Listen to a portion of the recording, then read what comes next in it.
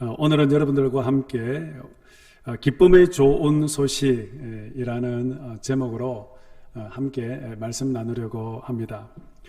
여러분들 모두에게 또 성탄의 큰 기쁨이 여러분 모두에게 있기를 원합니다. 여러분들의 마음 속에는 성탄의 기쁨으로 여러분들 충만하십니까? 영어 단어 중에 포비아라는 단어가 있습니다. 이 뜻은 공포증이라는 그런 뜻인데요. 아마 이 세상에는 수많은 포비아가 있는 것 같습니다. 어떤 사람은 물을 두려워하는 물 공포증, 하이드로포비아. 또 어떤 사람은 또 개를 무서워하는 개 공포증, 시노포비아. 또 어떤 분들은 비행기 탑승을 또 두려워하시는 분들도 있더라고요. 에어로포비아. 이렇게 수많은 포비아가 있는데 최근에는 코로나 포비아, 코로나 공포증으로 우리가 한동안 참 두려움을 떨었던 적이 있었습니다.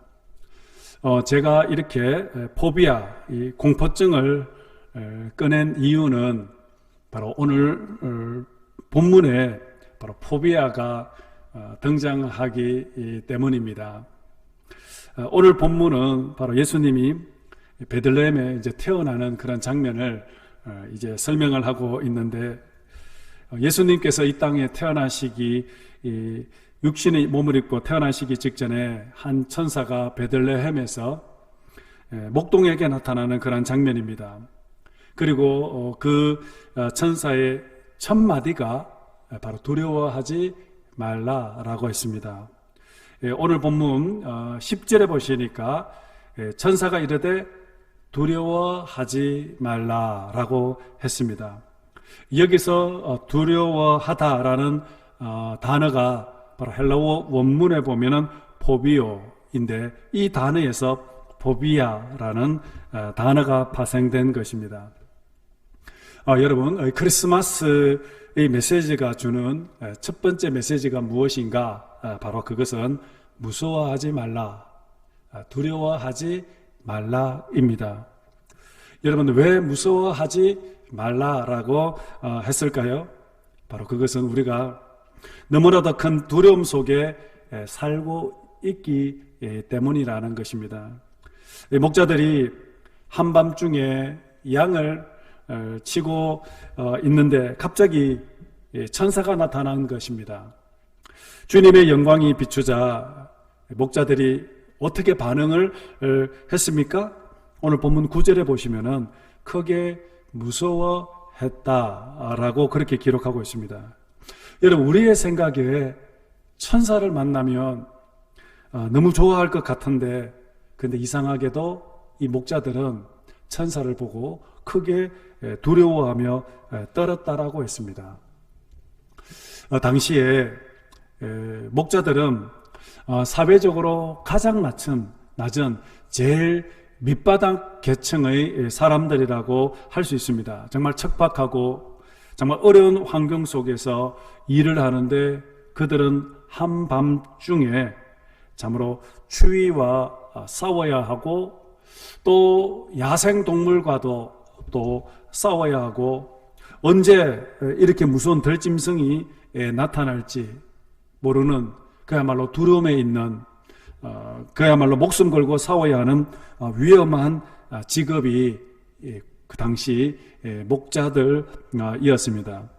그래서 목자들은 어떻게 보면 한마디로 참 거친 인생을 살아가는 사람들, 그래서 겉으로 보면은 참 강인한 사람 같이 보이지만, 정말 두려움이 없는 삶을 살아가는 것처럼 보이지만, 사실은 이 목자들은 그들의 내면 속에는 어떻게 보면은 숨겨져 있는 그런 두려움이 그들에게 있었다라는 것입니다. 그런데 이들의 두려움은 그냥 단순히 세상적인 그러한 두려움이 아니었습니다. 성경에 보시면은 천사나 하나님의 영광의 빛을 본 사람들은 다 공통적으로 두려움을 떨었다라고 했습니다.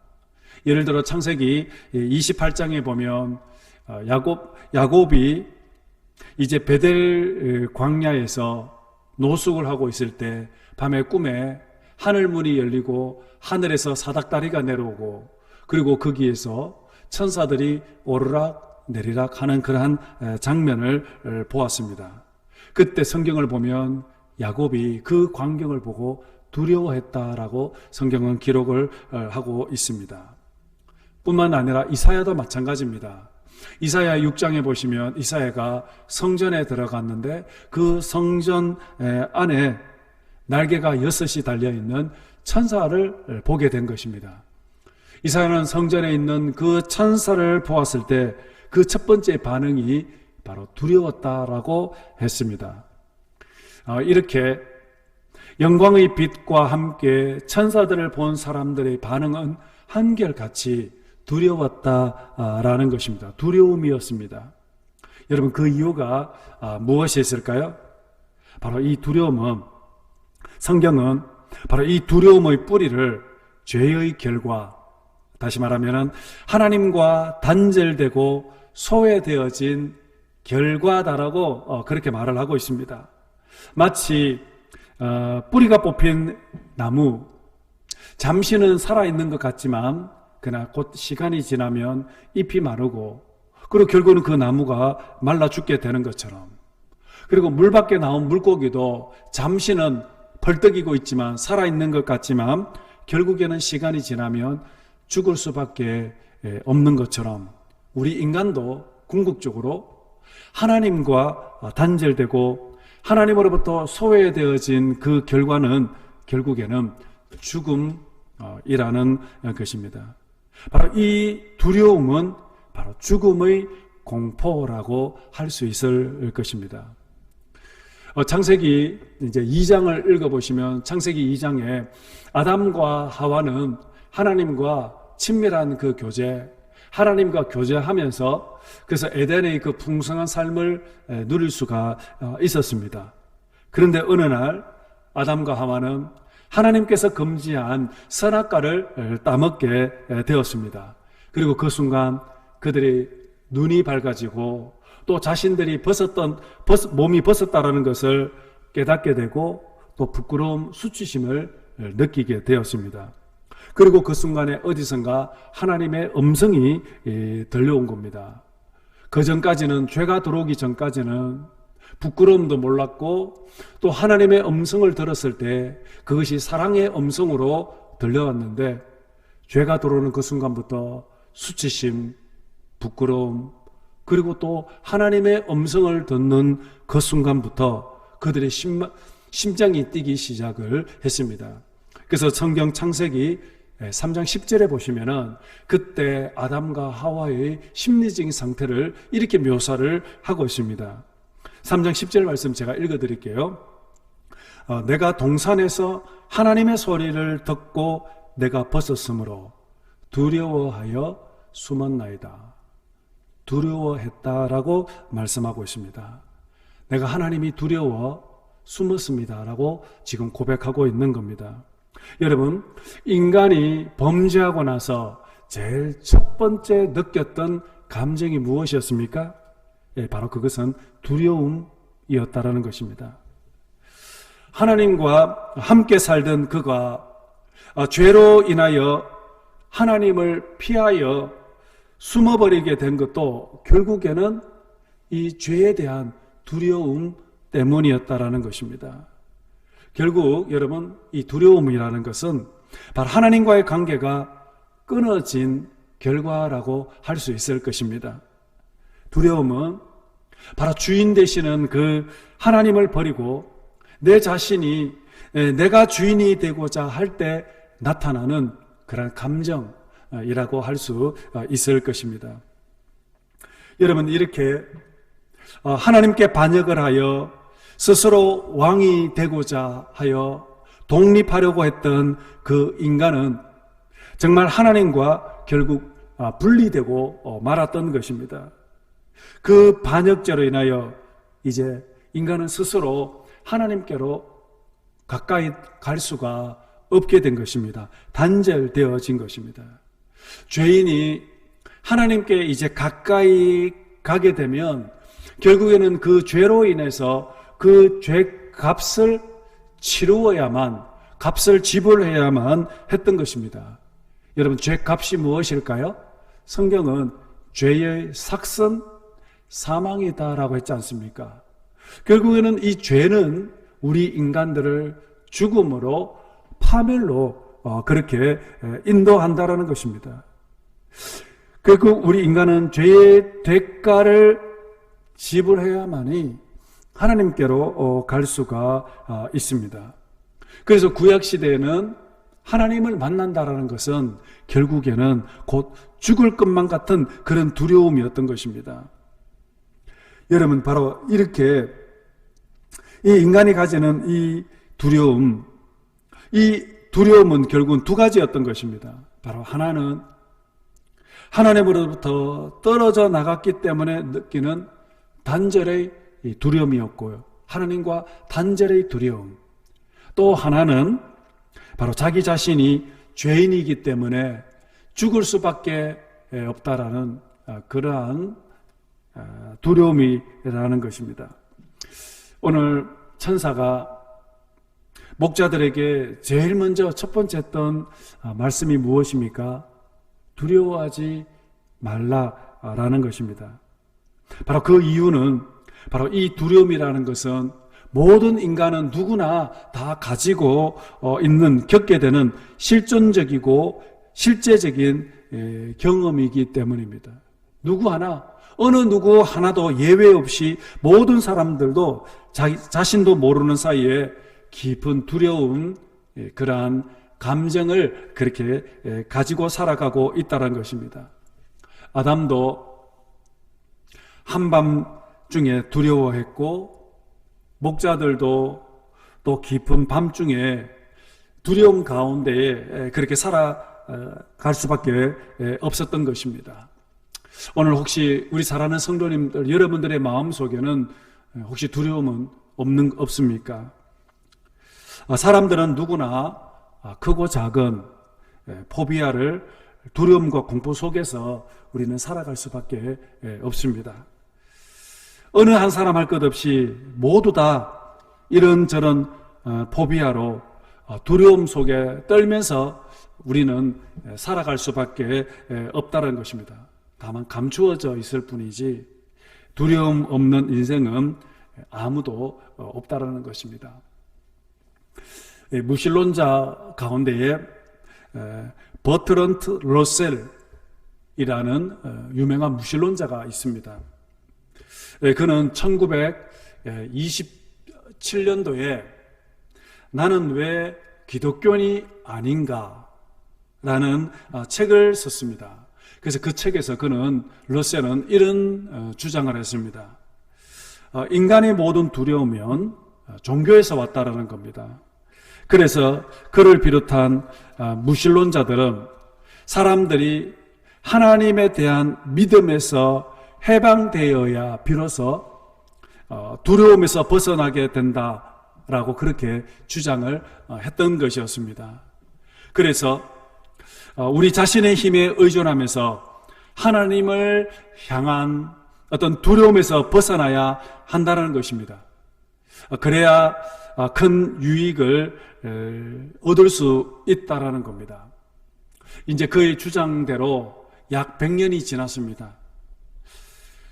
지금은 더 좋은 의료시설, 좋은 약들이 많이 개발되었고, 또한 과학이 많이 발달되어서 사람들이 살기가 너무나도 좋은 환경에 여러분, 우리가 살아가고 있지 않습니까? 그런데 여러분, 어떻습니까? 지금 이 세상은 100년 전과 비교했을 때에 과연 정말 비교할 수 없을 만큼 발전하였고 편리한 세상이 되었습니다. 그러나 여러분, 세상은 정말 안전한 곳이 되었을까요? 사람들의 마음속에는 더 이상 불안과 두려움이 사라져 버린 것일까요? 오히려 사람들은 더 많은 포비아를 가지며 살아가고 있지 않습니까? 저도 이제 대만에 가기로 결정을 하고 준비하는 가운데 이유가 알 수 없는 그런 두려움이 계속 슬금슬금 제 마음을 덮고 있는 것입니다. 설명할 수 없는 그런 막연한 두려움. 여러분, 왜 그랬을까요? 과연 나는 직장은 안전할까? 내가 이것을 계속 잘할 수 있을까? 혹시 내보다 더 훨씬 뛰어나고 유능한 사람이 내 자리를 대체하지는 않을까? 그러한 두려움이 있습니다. 어떤 분들은 나는 직급이 낮기 때문에, 나는 말단 직원이기 때문에 이런 두려움이 없다라고 생각하고, 내보다 직급이 높으면은 아마 이런 두려움은 없어질 거야. 그렇게 생각하시는 분도 있을 것입니다. 그래서 우리는 치열하게 경쟁해서 자꾸 직급을 높이고 높은 위치로 올라가려고 합니다. 근데 여러분, 정말 직급이 높을수록, 상위 계층으로 올라갈수록, 우리가 많은 것을 가질수록 두려움과 이런 불안과 염려는 사라질까요? 좋은 환경에서 살고 많은 돈을 가지고 수많은 권력을 가지고 있으면 내가 염려하고 두려워하는 것들이 완전히 여러분 사라질 수가 있을까요? 그렇다면은 회장이나 어떤 CEO 같은 분들은, 그분들은 뭐 걱정할 건 뭐 있겠습니까? 정말 보안 시설이 뛰어난 그런 최고급 시설에서 원하는 대로 자기들이 마음대로 권력을 휘둘면서 살아가기 때문에 뭐 걱정, 염려, 불안함이 하나도 없을 것입니다. 그런데 그렇지 않다는 것입니다. 제가 아는 어느 CEO, 회장, 어느 한 기업의 사장이 되신 분이 있습니다. 근데 그분을 만나서 이야기하는 가운데 빨리 이 자리를 내려가고 싶다는 겁니다. 왜 그렇습니까? 라고 물었더니 경쟁 스트레스가 너무나도 심하다는 겁니다. 사업 실적을 올려야 되고, 그리고 경영 실적이 없으면 거기에 대한 책임감을 가져야 되기 때문에 어깨가 너무너무 무겁고, 그래서 혹시 경쟁회사에 뒤처질까 봐 그래서 밤에 잠을 이룰 수가 없다는 겁니다. 계속 고민이 된다는 것입니다. 여러분, 왕이 되면 고민이 없을까요? 여러분, 그렇지 않습니다. 사울왕, 여러분, 사울왕은 어땠습니까? 사울왕에도 큰 두려움이 여러분 있었습니다. 혹시 내 이 왕자가 빼앗기지는 않을까, 그런 두려움. 그래서 골리앗을 물리치고 돌아온 개선 장군인 이 다윗을 보는 순간에 시기심이 생기기 시작을 했습니다. 사람들이 다윗을 칭송하고 인정하고 박수치는 동안에 사울의 마음은 점점 불안해지기 시작했고, 시기심과 질투심이 점점 극에 달하기 시작을 했던 것입니다. 다윗이 전쟁에서 이길 때마다 사울은 기뻐하는 것이 아니라 부하 직원이, 아랫 사람이 전쟁터에서 개선 장군이 되어 돌아올 때마다 사울은 점점 불안했던 것입니다. 내 자리가 빼앗기는 것은 아닌가, 다윗이 내 자리를 빼앗아가지는 않을까라는 그런 두려움이 있었던 것입니다. 그래서 사울은 다윗을 볼 때 기뻐하는 것이 아니라 오히려 두려워했던 것입니다. 그래서 사울은 평생 그 두려움의 대상이었던 사울을 제거하려고 그의 한평생을 오직 다윗 한 사람에게만 집중하고 다윗 한 사람에게 몰입되어져서, 그래서 사울은 오직 다윗에게만 그의 인생이 몰입되어서 제거하려고 했지 않습니까? 여러분, 사울이 뭐가 부족합니까? 외모가 부족할까요? 아니요. 사울 성경에 보면 사울도 키가 컸고 인물도 홀쭉했다고 그랬습니다. 그가 전쟁을 못했을까요? 아니요. 그는 40세 백성들을 이끌고 전쟁터에서 승리해서 최초의 왕이 되었지 않습니까? 그는 참으로 부족함이 없는 사람이었습니다. 그럼에도 불구하고 사울은 마음속에 두려움이 가득했습니다. 그 이유가 무엇일까요? 바로 그것은 사울이 스스로 하나님을 버렸기 때문에, 하나님은 하나님을 버렸기 때문에 나 자신도 사울을 버렸다라고 그렇게 성경은 말씀을 하고 있습니다.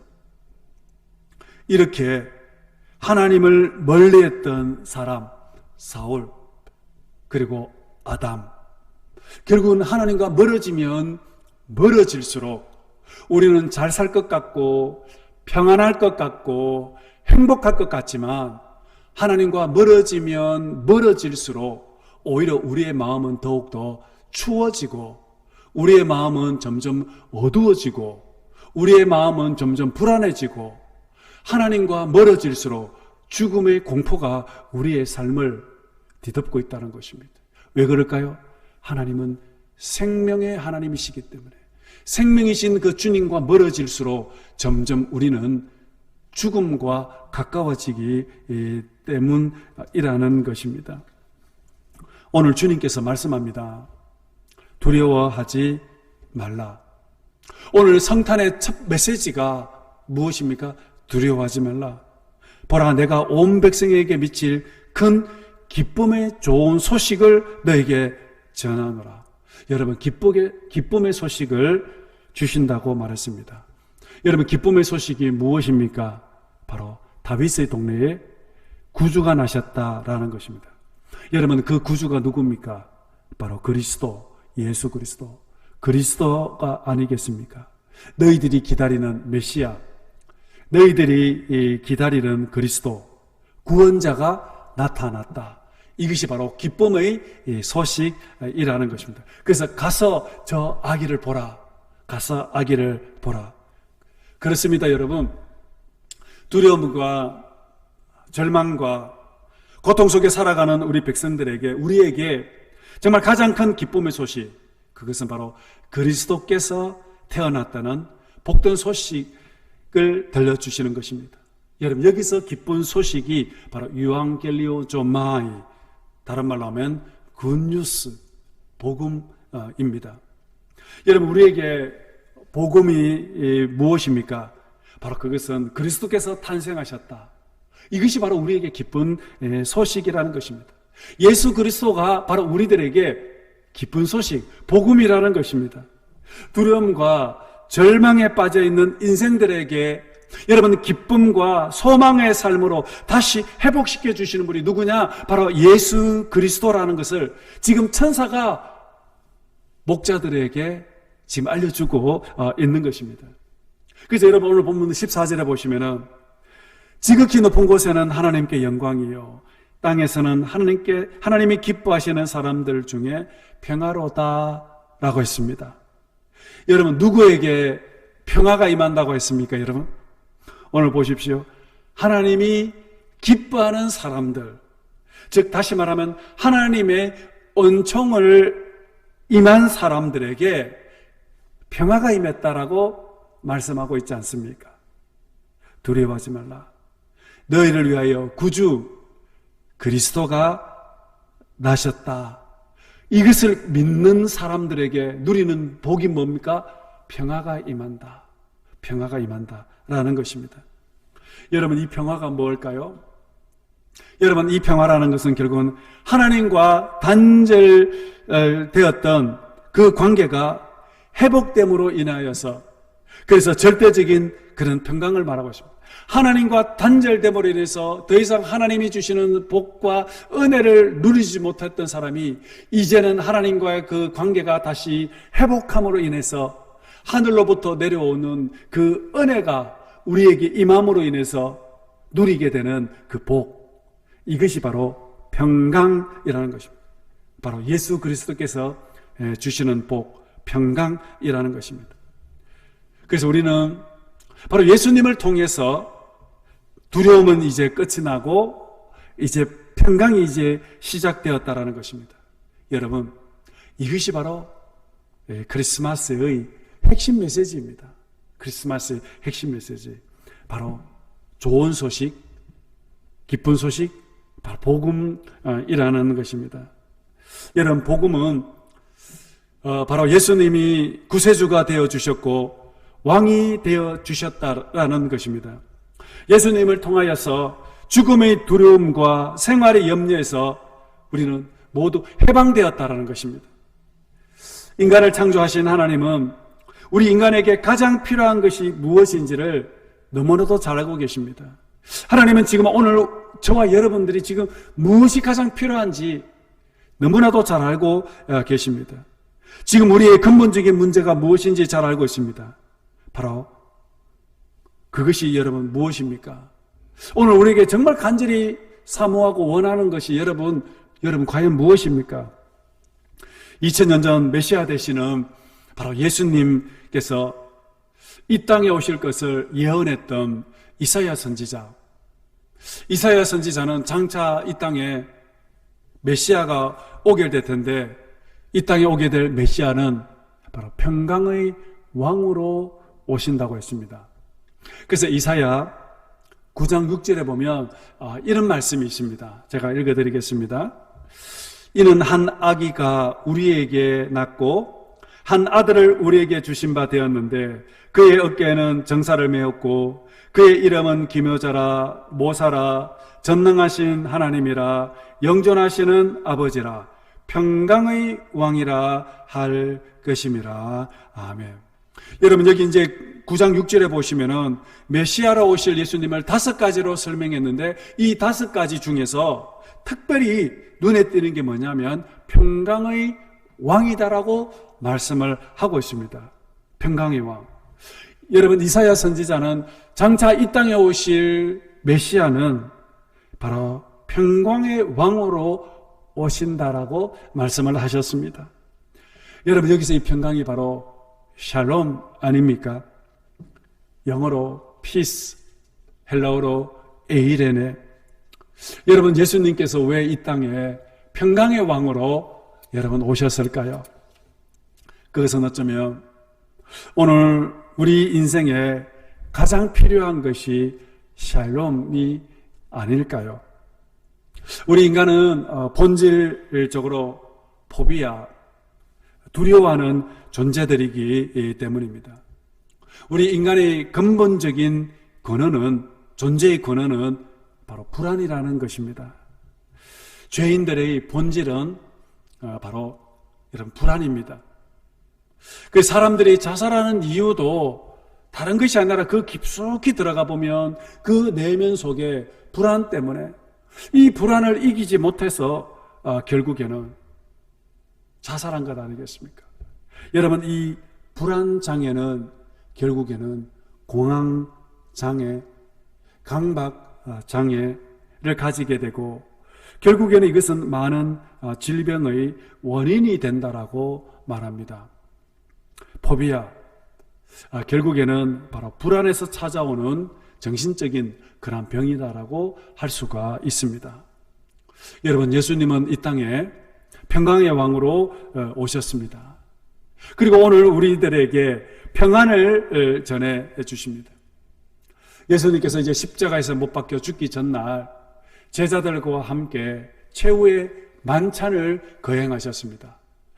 최후의 만찬을 거행하시면서 마지막으로 제자들에게 다락방 설교를 했습니다.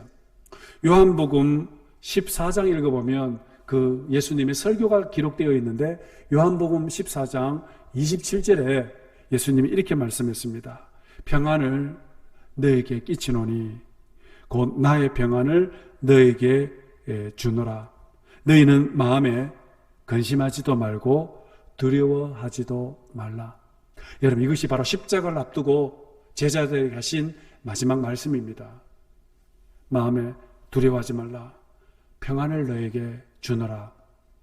그렇다면 여러분, 부활하신 예수님께서 죄와 사망을 이기시고 3일 만에 부활하신 다음에 다시 제자들에게 나타나서 처음으로 하셨던 말씀이 여러분 무엇일까요? 바로 그 요한복음 20장 19절에 보면 말씀하셨습니다. 제자들이 유대인들을 두려워하여 모인 곳의 문들을 닫았더니 예수께서 오셔서 이르시되 너희에게 평강이 있을지어다. 부활하신 예수님께서 제일 처음으로 제자들에게 하셨던 말씀은 바로 평강이 있을지어다. 여러분, 십자가를 앞두고 하셨던 마지막 말씀, 평안을 너에게 끼치노니 두려워하지 말라. 부활하신 주님께서 다시 제자들에게 나타나셔서 또 말씀합니다. 평강이 너에게 있을지어다. 두려워하지 말라. 여러분, 그 이유가 무엇입니까?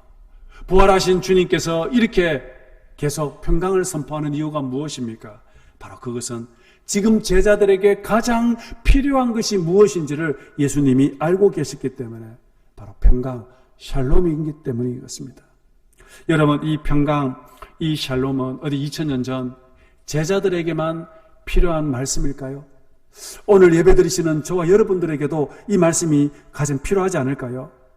평강을 잃어버린 오늘 우리 현대인들, 결국에는 우리는 평강을 잃어버리면 모든 것을 다 잃어버리기 때문에, 그래서 주님은 우리에게 이 땅에 평강의 왕으로 이 땅에 오신 것 여러분 아니겠습니까?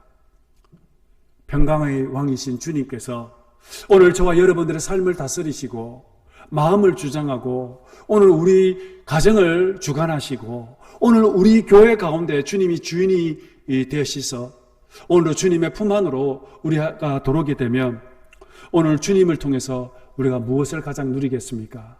바로 결국은 주님이 주시는 그 평강을 누리지 않겠습니까? 여러분, 천국이 무엇입니까? 에덴은 바로 기쁨의 동산 아닙니까?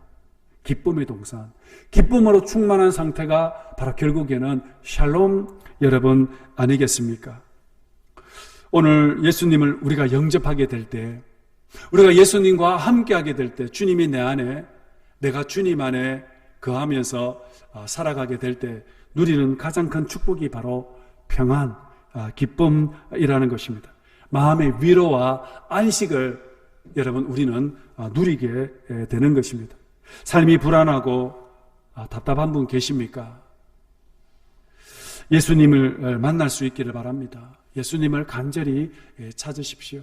예수님을 내 마음속에 영접을 여러분 하십시오. 그렇다면 내 마음속을 주장하고 있는 그 권원적인 실존적인 그 불안, 답답함, 어둠의 권세들이 빛 되신 그 주님, 생명 되시는 그 주님, 평강의 왕이신 주님께서 주님을 통해서 어둠이 물러가게 되고 또 주님의 생명이 임하게 되고 또 마음속에 두려움이 사라지고 또 마음에 평강이 임하게 될 것입니다.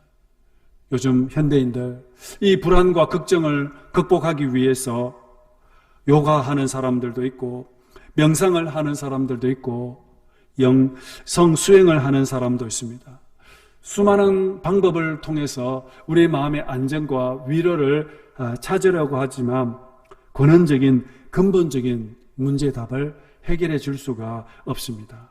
여러분, 오직 예수님께만 평강, 오직 예수님께만 샬롬, 천국, 그 기쁨이 있음을 꼭 믿을 수 있기를 축복합니다. 오늘 우리 이 나라 이 민족 가운데 바로 하나님의 평강이 임하게 될 때, 하나님의 나라가 임하게 될 때 비로소 이 세상에 참된 행복과 기쁨, 만족과 참된 안식을 누릴 수가 있게 되는 것입니다. 은혜 받은 자여 평안할지어다. 주께서 너와 함께 하시도다. 오늘 성탄을 앞둔 이 아침, 오늘 예배드리시는 이 시간에 평강의 왕으로 오신 그 주님을 마음속에 영접하시고 주님의 그 평안으로 여러분의 마음속에 참된 그 기쁨, 그 성탄의 그 기쁨을 간직하셔서 이제 여러분의 이 삶이 이제 새로 시작하게 되는 2024년도의 삶은 불안과 근심과 두려움의 삶이 아니라 내 삶의 주인 되시는 그 주님을 통해서 천국의 그 기쁨을 누리며 평화로운 삶, 은혜에 충만한 그러한 삶을 살아가시는 여러분이 되기를 바랍니다. 오늘도 성탄의 기쁨이 오늘 저와 여러분들 모두 위에 그리고 오늘 우리 교회 가운데 임하기를 주님 이름으로 축복합니다. 기도하겠습니다. 하나님 아버지, 평강의 왕으로 이 땅에 오신 주님, 참으로 불안과 두려움 속에서 살아갈 수밖에 없는 저희들이지만 그러나 평강의 주님으로 통해서 우리 마음에 날마다 천국의 그 기쁨을 누리며 살아가게 하여 주시옵소서. 수많은 포비아가 우리의 인생을 지배하지만 그러나 세상의 근심과 염려가 우리를 다스리는 것이 아니라 오직 하나님께서 우리의 삶을 다스려 주셔서 참으로 기뻐하며 즐거워하며 감사하며 그렇게 살아가는 우리 모든 교우들 되게 하여 주옵소서. 하늘엔 영광, 땅에는 기쁨, 천국의 그 기쁨, 천국의 영광이 오늘도 우리 타이베이 한국교회 위에, 그리고 오늘 예배드리시는 우리 성도님들 모두 위에 가득히 임하고 충만케 하여 주시옵소서. 감사드리며 예수님 이름으로 기도드리옵나이다. 아멘.